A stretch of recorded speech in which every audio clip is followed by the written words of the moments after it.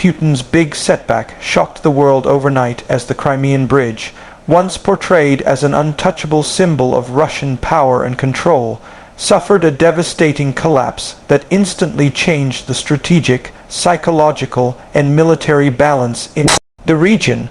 What was once marketed as an unbreakable lifeline between mainland Russia and occupied Crimea has now become a global symbol of vulnerability, failure, and miscalculation. From the outside, the Crimean Bridge always projected strength, dominance, and permanence.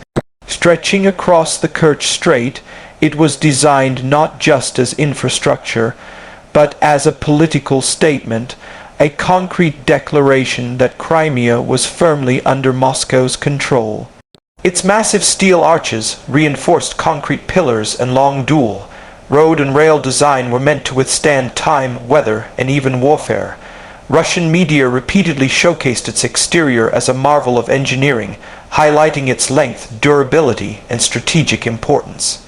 The bridge's appearance alone was intended to intimidate adversaries and reassure supporters, standing tall against waves, storms, and geopolitical pressure.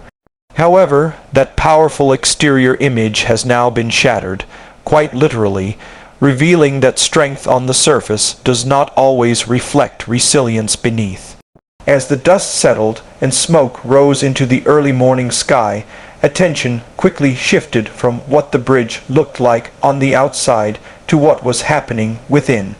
The interior systems of the Crimean Bridge were the true backbone of its operation, housing critical structural supports, electrical networks, surveillance systems, rail signaling equipment, and logistical coordination hubs. Inside, the bridge relied on a complex web of steel reinforcement, internal tension systems, shock absorbers, and load distribution mechanisms designed to manage constant stress from traffic, trains, and environmental forces. These internal components were supposed to provide redundancy, ensuring that even if one part failed, the rest could compensate. Yet the overnight collapse exposed how deeply compromised these inner systems truly were. The internal structure did not just suffer surface damage. It experienced cascading failures that spread rapidly through the bridge's core.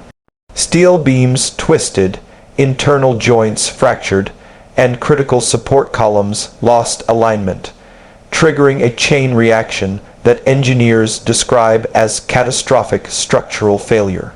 Beyond the physical materials, the interior of the bridge also included advanced monitoring and security infrastructure. Sensors embedded throughout the structure were meant to detect vibrations, stress changes, and potential threats, feeding real-time data to control centers. These systems were advertised as state-of-the-art, capable of identifying risks before they escalated. However, the collapse raised serious questions about whether these internal monitoring systems were functional, properly maintained, or even trusted by those in charge. If warnings were detected, were they ignored? If vulnerabilities were known, were they downplayed for political optics? Inside the bridge's operational nerve centers, decision-making processes appear to have failed as much as the steel and concrete. The interior control rooms, communication lines, and emergency response systems were either overwhelmed or rendered useless within minutes, showing that technological sophistication means little without effective execution. The interior also symbolized something far deeper than engineering. It represented Russia's internal confidence in its grip over Crimea and its ability to defend critical infrastructure. That confidence now appears hollow. Reports of internal damage suggest not just a physical collapse, but an institutional one. Logistics coordination inside the bridge was central to moving military equipment, fuel, ammunition, and personnel. The internal rail systems were vital for sustaining Russian operations in southern Ukraine. With those internal pathways now broken, the impact ripples far beyond the bridge itself.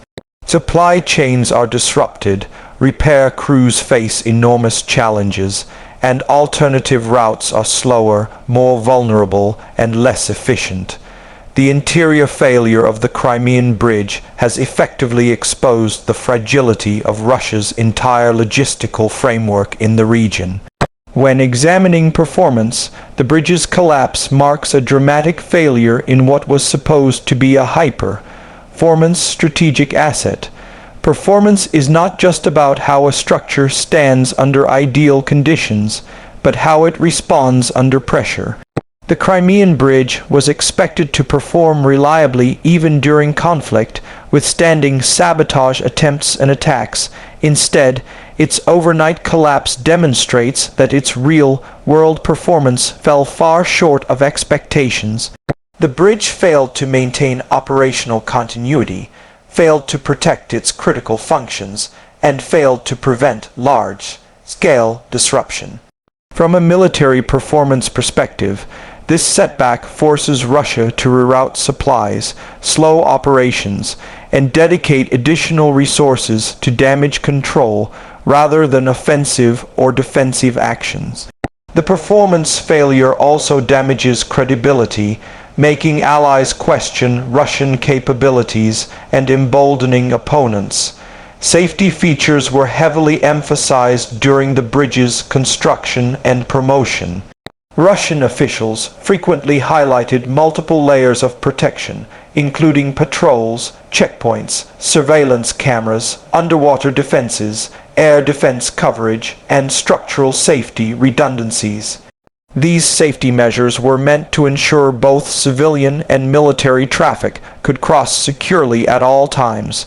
Yet the collapse indicates that these safety features were either insufficient, poorly integrated, or ineffective against modern threats. Structural safety mechanisms that should have limited damage did not prevent widespread failure. Emergency response protocols did not stop the collapse from escalating.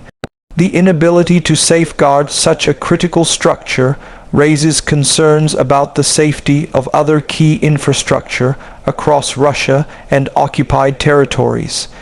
If the Crimean Bridge, one of the most protected sites, could fail so dramatically, what does that say about less fortified assets? The unique selling points of the Crimean Bridge were always tied to its symbolism and strategic value. It was marketed as the longest bridge in Europe, a feat of engineering connecting Crimea directly to Russia without reliance on Ukraine. It was supposed to be a permanent solution to logistical challenges and a demonstration of Moscow's determination. Politically, it was a trophy project, personally associated with Vladimir Putin, who attended its opening and frequently referenced it as a success story. Militarily, it was a linchpin enabling rapid movement of forces and supplies. Economically, it was intended to integrate Crimea more deeply into Russia. Now, those unique selling points have been turned on their head. Instead of symbolizing strength, the bridge now represents overconfidence. Instead of guaranteeing security, it highlights vulnerability. Instead of ensuring control, it underscores how fragile that control truly is.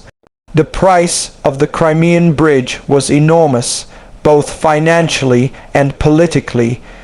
Official figures placed construction costs in the billions of dollars, funded largely by Russian taxpayers. Beyond the financial cost, the political price was even higher, as the bridge became a centerpiece of Russia's narrative on Crimea.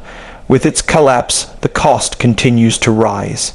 Repairing such extensive damage will require massive investment, time, and resources, all while under the constant threat of further attacks. The economic burden comes at a time when Russia is already strained by sanctions, war expenditures, and internal economic pressure. Every ruble spent on repairing the bridge is a ruble not spent elsewhere, deepening the financial toll of the conflict. The price is also paid in reputation, as the collapse undermines claims of engineering excellence and strategic foresight. In the broader context, This event is more than just infrastructure damage. It is a psychological blow. For supporters of the Kremlin, the bridge's collapse challenges the image of invincibility that has been carefully cultivated. For critics, it validates long-held doubts about Russia's preparedness and resilience. For Ukraine and its allies, it serves as proof that even heavily protected targets can be reached.